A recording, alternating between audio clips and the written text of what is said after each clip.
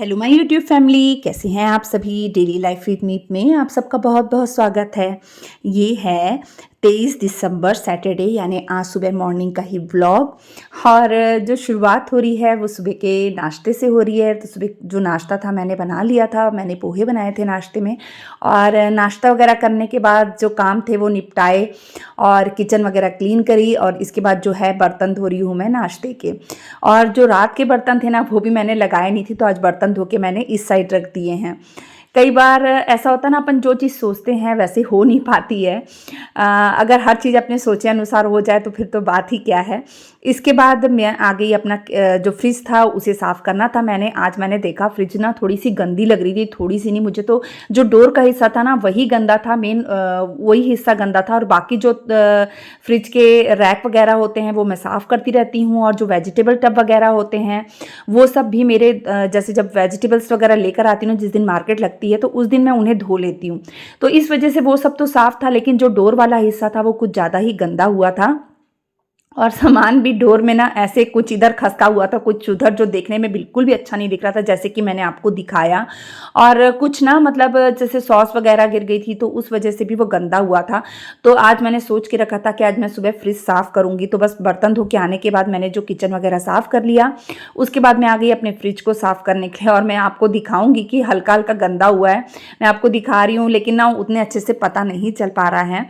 तो बस ये हिस्सा मैंने साफ़ कर लिया है। और अब आई डोर की बारी, तो सारा सामान उथल पुथल पड़ा था।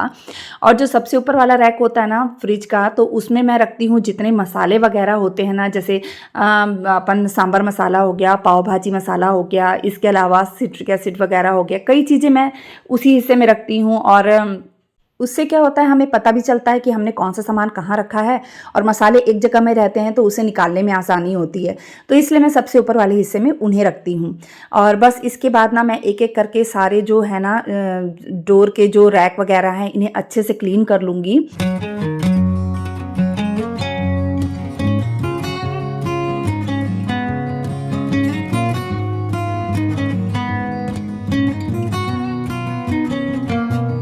दूसरे रैक में ज़्यादातर जैसे मैं मेयोनीज़ हो गई, सॉस वगैरह हो गई, इस तरह की चीज़ें रखती हूँ जो मेरे पिज़्ज़ा वगैरह बनाने में यूज़ होती हैं।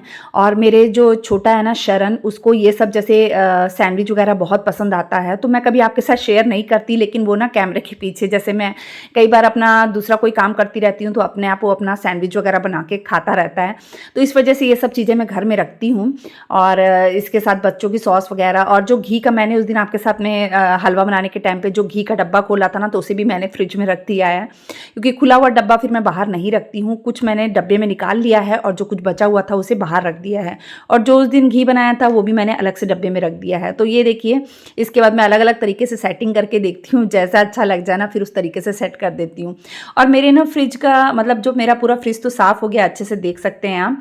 और जो मेरे फ्रिज का नीचे वाला वेजिटेबल वाला जो टब है ना वो बाहर से टूटा हुआ है, उसका मैंने बहुत पता कर लिया, कई जगह से हमने पता कर लिया, लेकिन वो नहीं मिल रहा है। शुरू में तो बड़े अच्छी लगते हैं, इस तरह की चीज़ें लेते हैं जब अपन, लेकिन अगर थोड़ा भी नुकसान हो जाता है, अगर वो थोड़े भी टूट जाएं या तो फिर सेम उस चीज़ को ढूंढना बहुत मुश्किल हो जाता है। एक तो जो वेजिटेबल टब है वो मैंने मंगा लिया था पहले, तो वो मिल गया है। जो नीचे वाला टब है ना वो टूट गया, वो हम अभी भी बहुत ढूंढ रहे हैं कि शायद इसके साथ का टब कहीं मिल जाए, पर वो अभी तक नहीं मिल रहा है। तो बस जैसा भी है काम तो चलाना ही पड़ेगा, उसके बगैर तो अच्छा भी नहीं लगेगा फ्रिज। तो बस इसके बाद आ गई मैं, फ्रिज वगैरह मैंने अंदर से बाहर से पूरा अच्छे से साफ़ कर लिया। और फ्रीज़र मेरा साफ़ ही था, इस करके मैंने फ्रीज़र को आज नहीं छेड़ा, क्योंकि आज का ब्लॉग आज ही जाना है तो फिर दिक्कत हो जाती है। वैसे भी मैंने आपके साथ पहले शेयर किया हुआ है कि मैं फ्रीज़र की सफाई किस तरीके से करती हूँ। तो बस इसके बाद ना मैं आ गई हॉल वगैरह साफ़ करने के लिए। तो जो सोफ़े वगैरह थे मैं खसका के साफ़ करती हूँ, जैसे कि आपको पता है। तो धूल वगैरह आ जाती है ना, तो फिर एक एक चीज़ को खसका के साफ़ करो ना तो ही अच्छा लगता है। और खिड़की वगैरह भी ना, इस साइड की बड़ी खिड़की जो, वो भी मैंने साफ़ कर दी थी। और इधर स्विच बोर्ड वगैरह में भी एक हाथ मार ही देती हूँ कि अगर थोड़ा भी गंदा है कहीं से या हाथ वगैरह के निशान लग गए हैं तो वो भी साफ़ हो जाएं। और जाली वाला दरवाज़ा भी ना आज मुझे गंदा गंदा लग रहा था, तो एक दो दिन में हाथ मारती हूँ जाली वाले दरवाजे में, लेकिन फिर भी उसमें इतनी धूल आती है। मैं आपको दिखा रही हूँ, ये देखिए कितना गंदा हो गया है जाली वाला दरवाज़ा।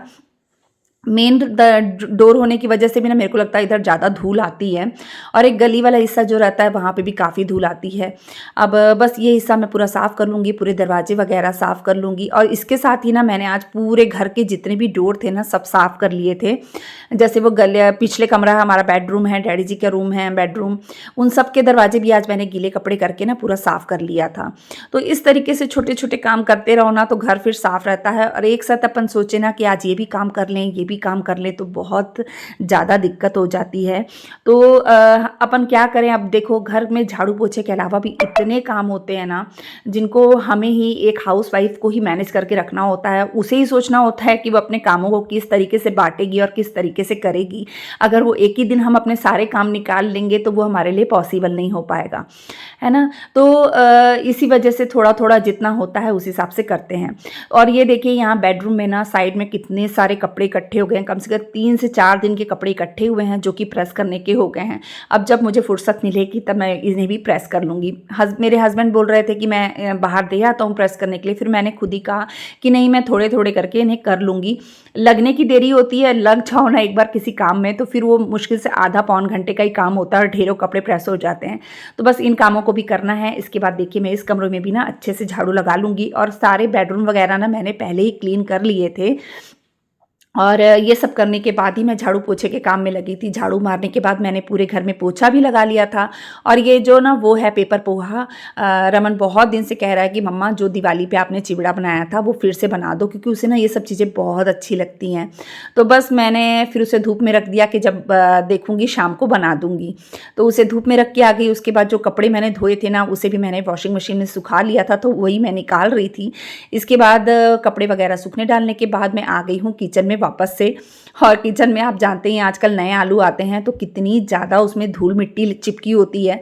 तो मैं क्या करती हूँ ना, आलू को बीच बीच में ऐसे धो देती हूँ। जब नए आलू आते हैं ना तो उन्हें धोकर रखने से ही अच्छा रहता है। तो काफ़ी दिन से मैं सोच रही थी धोना है, तो वो तो चलो ख़त्म हो जाते थे, यूज़ हो जाते थे, पर इस बार जब सब्ज़ी लेकर आई तो मैंने सोचा नहीं, पहले इसे मैं धो लेती हूँ। तो धोने के बाद धो लिया मैंने उसे, और उसके बाद अब ये हिस्सा भी मैं साफ़ करूँगी, सिंक का एरिया जो भी है। और आपने देखा ही कितनी ज़्यादा मिट्टी थी। तो ऐसे क्या होता है ना, अगर हम आलू को धो के सुखा लेते हैं ना, तो जब खाना बनाना होता है, सब्ज़ी वगैरह बनानी होती है ना, तो अपन को बहुत आसान हो जाता है काम करना। और इसे मैं ऐसे छाया में ही सुखाती हूँ, धूप में खैर नहीं सुखाती। और बस मैंने चादर बिछा ली थी और आलू वगैरह सूखने डाल दिए हैं। तो बस उसके बाद मेरा कोको भी आ गया था आलू लेने के लिए, तो मैंने उसे आलू दे दिया। उसे भी ना कल वैक्सीन लगी थी तो सारा दिन वो बहुत सुस्त था, बिल्कुल भी ना उठने को नहीं कर रहा था। और कल बहुत जैसे अपन को ही देखो या छोटे बच्चों को देखो, जब वैक्सीन लगती तो बच्चे कैसे करते हैं ना, बिल्कुल एकदम चिड़चिड़े से हो जाते हैं। तो कल कोको बहुत ज़्यादा चिड़चिड़ा हुआ था। इस वजह से भी कल मैंने कुछ भी वीडियो नहीं बनाई, क्योंकि कोको को मतलब इतनी गुस्सा चढ़ रही थी ना, उसको हाथ भी लगाने से ना वो एकदम घुर्रा रहा था, यानी इतना चिढ़ा हुआ था कल वो। कल 2 वैक्सीन उसे लगी है। और उसके बाद फिर उसे मैंने बाद में घर में आया तो मेडिसिन वगैरह देनी थी टाइम टू टाइम, और उसे मतलब उसका ध्यान भी रखना था। फिर शाम को मैंने उसके डॉक्टर को भी फ़ोन किया था, तो उन्होंने भी कहा कि कोई बात नहीं, अगर ज़्यादा सुस्त लगता है तो फिर आप मेरे पास ले आइएगा। और क्या है, जब वैक्सीन लगी ना उसके बाद वो काफ़ी देर तक ना रोता रहा घर आने के बाद। और जब मैंने सर और कुछ खा भी नहीं रहा था, तो फिर मैंने सर से पूछा तो उन्होंने कहा कि खा लेगा, आज का दिन थोड़ा सा तंग करेगा। तो कल रात तक वो वैसे ही रहा, आज सुबह से वो मस्त है। तो मेरा भी काम में मन लगा, सुबह से उठी, उसने खेला कूदा तो बहुत अच्छा लगा। अब ये देखिए यहाँ मैं बना रही हूँ स्प्रिंग अनियन की सब्जी, जो कि मैं एकदम इजी तरीके से बनाती हूँ। मैं पहले भी आपके साथ शेयर कर चुकी हूँ। तेल डाल दिया, आलू कट करके डाल दिए, आलू गल गए तो मैंने टमाटर डाल दिया। उसमें जो बेसिक से मसाले होते हैं, नमक, मिर्च, हल्दी, गरम मसाला, वो सब डाल दिया है, और टमाटर डाल दिया। और इसके बाद में मैं डाल दूँगी जो कटे हुए स्प्रिंग अनियन है ना, इसे। और बस हल्का सा 2 मिनट 3 मिनट में ढक के पकाऊंगी और ये सब्ज़ी बनकर तैयार हो जाएगी। और इसके साथ ही ना मैंने एक तरफ दाल बॉईल होने के लिए रख दी थी। आज मैं बना रही थी मसर धुली दाल, तो वो मैंने बॉईल होने के लिए रख दी थी। और जब तक मैं उसका तड़के की तैयारी कर रही हूँ, तो पहले तेल में मैंने लहसुन और मिर्ची डाल ली है। जब ये भुन जाएगी, प्याज भुन जाएगा, तो इसमें मैं डाल दूँगी टमाटर। और जब टमाटर अच्छे से मैश हो जाएंगे ना, तब मैं इसमें सूखे मसाले जो होते हैं ना, नमक और हल्दी तो मैंने दाल में डाल दी थी बॉईल करते समय। और इसमें जो लाल मिर्च हो गई, काली मिर्च हो गई। इस दाल में ना हमारे घर में काली मिर्च बहुत पसंद करते हैं, तो मैंने काली मिर्च भी डाल दिया और गरम मसाला डाल दिया और बॉयल की हुई दाल इसमें डाल दी है। अब इसे अच्छा सा मिक्स कर लूँगी और बस ये हो गई दाल तैयार। अब मैंने धनिया धो के कट कर लिया था, वो भी इसमें डाल दूँगी और हर दाल में मेरा घी तो जाता ही है, मैं घी डालती ही हूँ हर दाल में, उससे टेस्ट बहुत अच्छा आता है। और सर्दियों में खासकर घी वगैरह खाना चाहिए, हमारे शरीर के लिए बहुत अच्छा रहता है। तो ये देखिए सब्जी भी बन गई, दाल भी बन गई और मैंने इसके साथ में फटाफट फुलके भी सेक लिए क्योंकि बज रहे थे 12:45 से ऊपर का टाइम हो गया था खाना बनाते में। और बस इसके बाद मैं फुलके सेकूंगी और खाना लगा दूंगी। तो ये था मेरा आज का छोटा सा व्लॉग। आपको कैसे लगा मुझे ज़रूर बताइएगा। अगर मेरा व्लॉग अच्छा लगता है तो प्लीज़ मेरे चैनल को सब्सक्राइब कर दीजिएगा, वीडियो को लाइक कर दीजिएगा, शेयर कर दीजिएगा और बेल आइकन को प्रेस कर दीजिएगा जिससे मेरे आने वाली वीडियो का नोटिफिकेशन आपको मिल सके। तो चलिए मिलते हैं एक और नए व्लॉग के साथ में, तब तक के लिए बाय बाय।